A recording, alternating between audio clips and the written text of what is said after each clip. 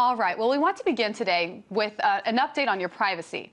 We want to take a closer look at the ways the government is stripping away your digital rights and also ways that you are making it easier for them as well as hackers to access your information. And here to help me do that is our cyber guru, RT web producer, Andrew Blake. Hey, Meg, what's up?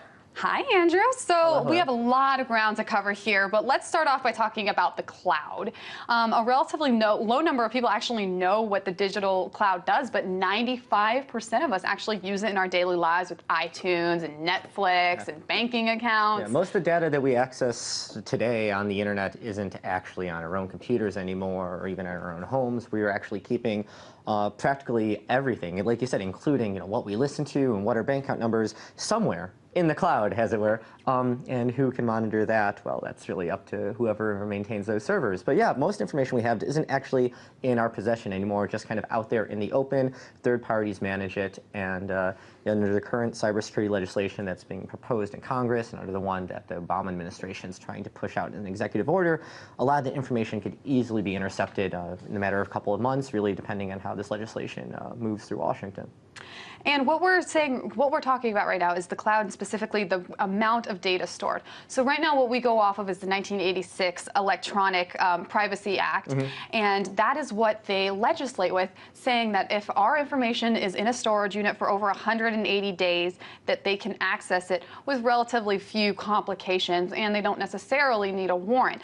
The problem is that 1986 legislation wasn't accounting for what we have today. Things like the cloud that store everything. We didn't even, there was only one definition of a cloud going back to 1986. Actually, you told me that we were going to talk about the eCPA, and I, for some reason, had these laying around my desk. Do you remember these? These fun old things? Disks, of course I remember And these those. are from 1995. So we're using a legislation that goes back almost a decade before this, and that's what we're using to safeguard our privacies right now. And you would think that under an administration that advertises being the most transparent and the most open, that people would be secure in their communications today. But if you watch RT, you would know that myself and other guests will regularly come on and explain that that's really not the case, unfortunately, as of late. And just this week, the American Civil Liberties Union released a bunch of information that they got through a Freedom of Information Act request, which kind of proves that, by the way, yes, the White House is conducting more warrantless, scary surveillance than ever before.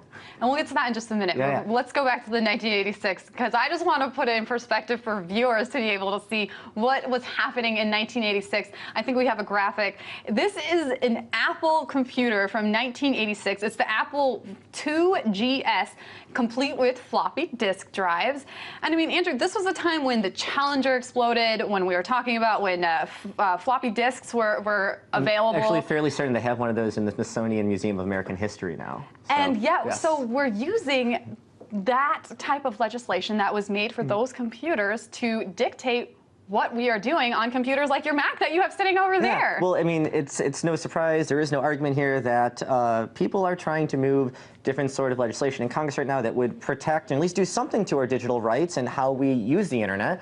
And I would go ahead and say that my argument personally is that I think there are some restrictions, not necessarily restrictions, but there should be laws implemented to keep things up to snuff, as it will. When you talk about surveillance, though, that's a whole other can of worms. And unfortunately, we are using these antiquated legislations in order to decide what is just out in the open for the government, and we're seeing that it's kind of scary now. So with these things, are we basically opening up the door to our lives to the government because of these old legislations? Yeah, absolutely, precisely, yes. All right. If we talk about, are you ready to talk about? I am ready to talk about the meat and potatoes of this. I am so eager. So yeah, let's go back a couple of days. ACLU, they had filed a FOIA request back earlier this year, and we're going over the documents that they finally got yesterday, earlier this week.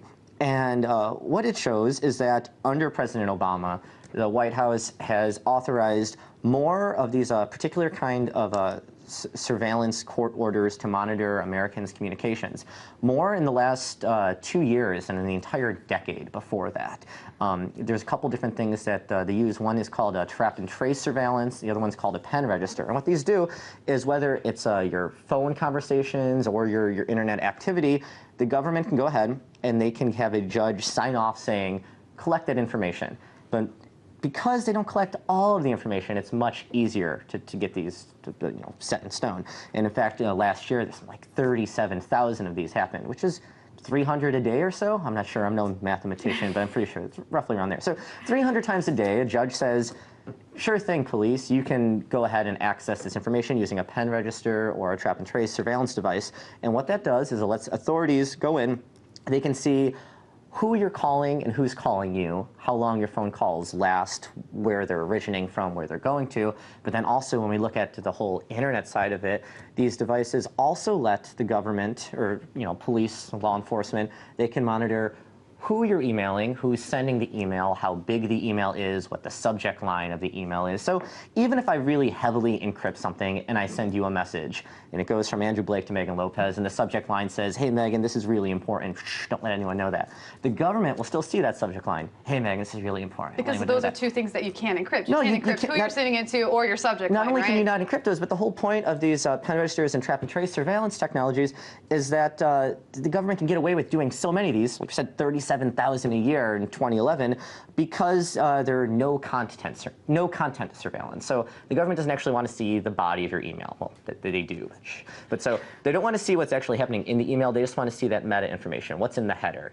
Who's doing what with whom, and can't actually see what that content is. But that's often enough just to go ahead and pursue a court case. And all they need to say to a judge is this information may help us with a criminal investigation. They just sign off and bam, you got it. Just like that. Just like that. All right, well, let's, I want to also bring up the point that it does, the emails that we send, although it might seem like benign information, it could potentially reveal a lot, is what you're arguing, about a person. So we actually have a full graphic of Craigslist. I mean, Craigslist alone can be an indicator. It can say what your sexual preference is. I mean, there we're just looking at the front screen of Craigslist. This is more into the personal section, and the other things we couldn't show you. They're a little bit too raunchy for RT, but it really shows, if you click on that, they can see what you are clicking on. Well, not necessarily, as long as they have one of these court orders. But like we're saying, hundreds a day, tens of thousands of years, or tens of thousands per year, but they're going up actually between 2009 and 2011. The Obama administration has increased these internet wiretaps by 361%. And if you go and look at the phone wiretaps, 60% right there. But you realize more people are communicating via email, obviously. Well, and let's quickly look at those charts that you're bringing up. If we could bring up the graphics that we have. So the first one that you're talking about is this one right here. This is a chart that reveals the number of people whose telephones in the pen and register and trap and trace surveillance.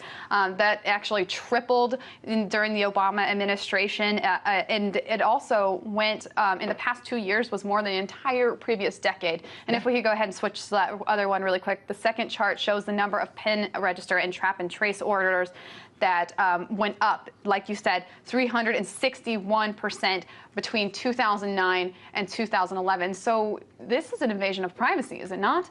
I would say so, but if you can have some sort of federal judge say, oh, you need this information for some sort of criminal investigation, absolutely. And after the police collect this information, they see who you're talking to and how long you're talking to them from and where you're sending the emails from geographically, they can take that information and do whatever they want. And they never have to go back to the court and say, this is what we did with it. It's just always going to be there. And if you ask me, it's not that good.